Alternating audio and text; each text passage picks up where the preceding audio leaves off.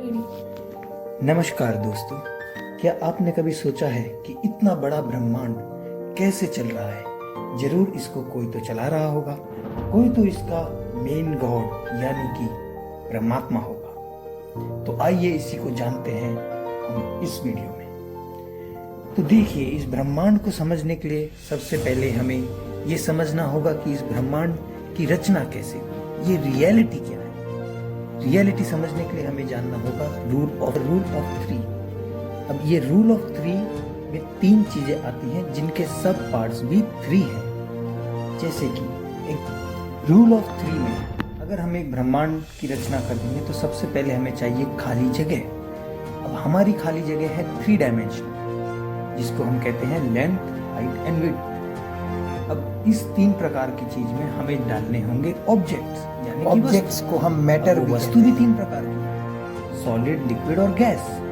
बाकी चीजें जैसे कि सेमी लिक्विड या सेमी सॉलिड, ये सब आर्टिफिशियल है। नेचुरली सिर्फ 3 प्रकार की वस्तुएं हैं। अब इन दोनों को डालने के बाद हमें चाहिए सबसे जरूरी चीज, जिसको हम कहते हैं समय।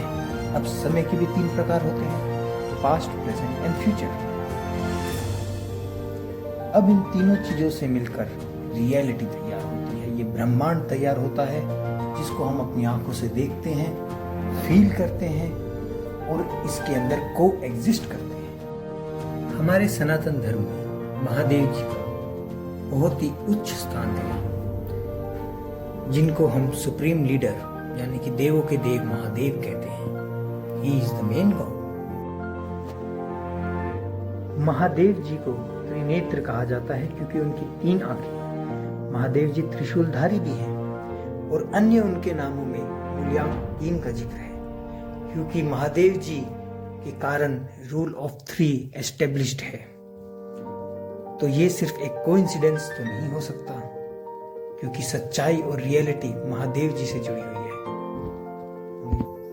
अब जो महादेव जी हैं, उनका जिक्र सिर्फ हमारे धर्म में ही नहीं है। अगर आप गौर करें तो क्रिश्चियनिटी में लॉर्ड जीसस की जो क्रॉस है, जिससे भूत प्रेत भगाए जाते हैं, उसकी अगर हॉरिजॉन्टल लाइन को थोड़ा सा कर्व कर दिया जाए ऊपर की तरफ, तो वो एक त्रिशूल बन जाता है।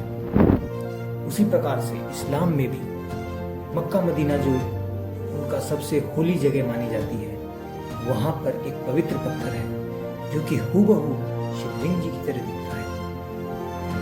ये सब सिर्फ कोइंसिडेंस है या सच्चाई, ये सब हमारे ऊपर निर्भर करता है, हमारी सोच पर निर्भर करता है, क्योंकि सबके मालिक एक हैं। सब भगवान, सब धर्म, सब सेम है, जस्ट उनके नाम अलग अलग हैं। वीडियो पसंद आई हो तो लाइक, शेयर एंड सब्सक्राइब।